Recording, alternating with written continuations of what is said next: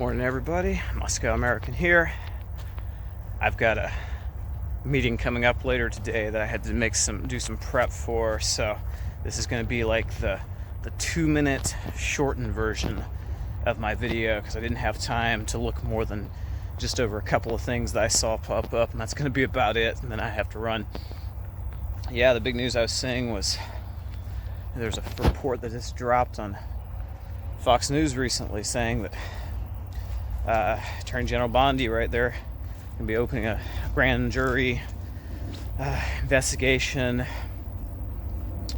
into all the Russia stuff. So they're saying they're looking at subpoenas on the former DNI director and the former CIA director, I think it was. At the same time, more of the conservative media was I guess you say getting pretty excited. I think it was like Breitbart or something was dropping stuff out there saying that there's now one to be an investigation into the lawfare waged against Trump, which, for the record, I do agree that that's exactly what that was. But as I said before, to a certain extent, I think we're also entering the realm of lawfare back. And I'm not trying to judge good or bad on this one. It's like if one side's using lawfare and the other one doesn't, it's like trying to go to a boxing match and then it turns out the other guy's using MMA rules and he's kicking you and trying to throw you on the ground to beat you up, but you refuse to fight back in any way. You're just going to box, right? But then again, at the same time, this escalating out of control lawfare, if it's coming from both sides, doesn't spell good things for the future of the U.S. as far as stability, as far as trust in the systems and the legal frameworks, judicial system, all of that. So, interesting. Also, on that note, RT did an interview not too long ago with a former Israeli intelligence officer. And according to this guy, which, I can't confirm how high level his, access was to this kind of information, but according to him, Epstein was this major intelligence asset that Israel used to leverage people in the U.S. Congress and the U.S. administration at different times to basically sabotage peace deals in the Middle East or to stonewall recognition of the Palestinian state. So in his interview, he claimed that this directly affected like the Clinton administration when they kind of got cold feet on some of that.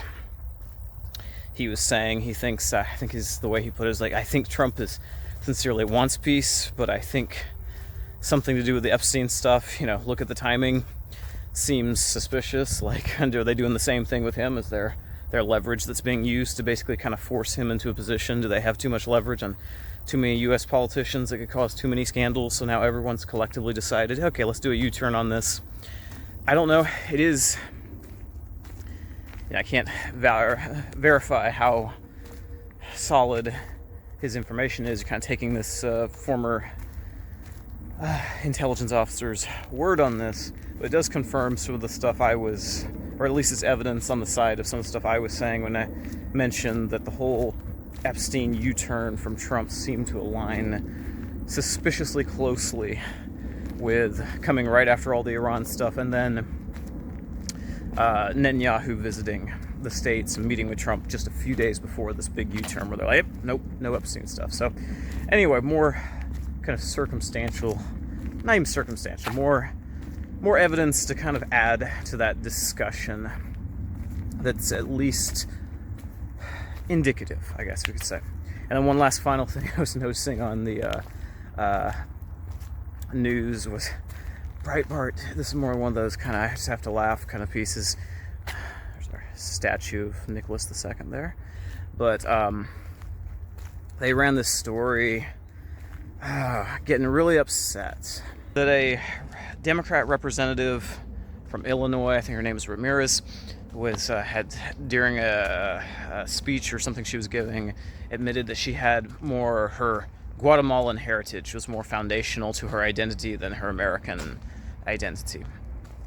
And they were having a field day with this, just saying how this is, inconceivable, right? So, when you immigrate, right,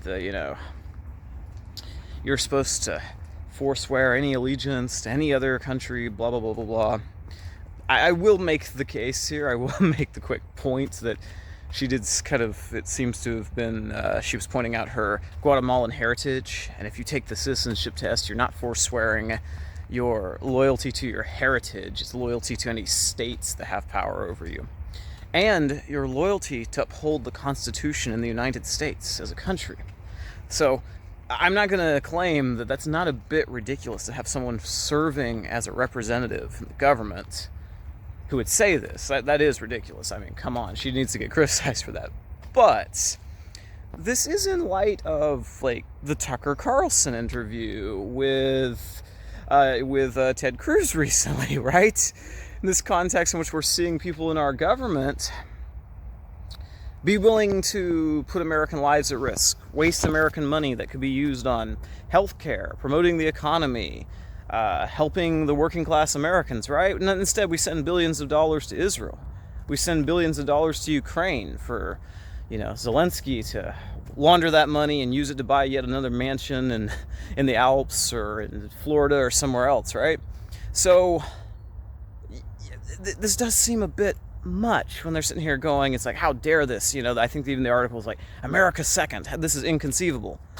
But at the same time, we're talking the same Republican networks that lose their mind if anyone criticizes anything that Israel does, or even hints that we shouldn't support Israel to the hilt, and wouldn't, dare, criticize Ted Cruz for having his position, right? Oh, that's acceptable, right? When he implies that, our duty from God is just to support Israel, this kind of stuff, when he's talking about his Sunday school lessons from the past, right? When all these Republican lawmakers say this kind of garbage, that's still America first.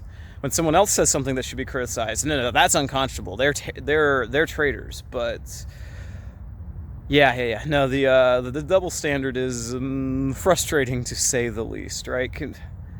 Maybe that's me. Maybe I'm a little OCD or something. I like everything to be in order. I like there to be a consistent standard here. So if you're going to criticize the one, just criticize the other too, right? Oh, well, all right. I don't have much time. Got to run. So do me a favor, though. If you like the video, please comment, subscribe.